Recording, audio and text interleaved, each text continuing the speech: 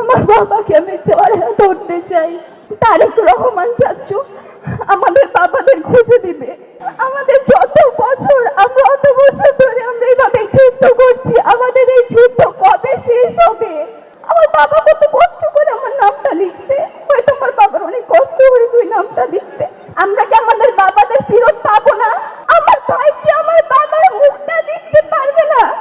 আসসালামু আলাইকুম, আমি রিধি। আমার বাবার নাম পারভেজ হোসেন। 2013 সালে ডিসেম্বরের 2 তারিখ আমার বাবাকে শাহবাগ থেকে তুলে নিয়ে যাওয়া হয়। 12 বছর হয়ে গেছে আমি আমার বাবাকে এভাবে খুঁজছি। 5 আগস্টের পরে আমাদের অনেক আশা ছিল যে আমরা আমাদের বাবাদের হয়তো এখন সময় হয়ে গেছে আমাদের বাবাদের ফেরত পাওয়ার, আমাদের চাচুদের ফেরত পাওয়ার, কিন্তু এখন পর্যন্ত আমরা তাদের ফেরত আমি তাদের খোঁজও পাইনি। আমরা কবে তাদের খোঁজ পাবো? আমরা 5 দিন আগে আয়না ঘরে গেছিলাম, আমরা তুলি ফুপি, আঁকি ফুপি, আমরা সবাই। সেখানে যাওয়ার পর আমি আমার নামটা দেখতে পারি।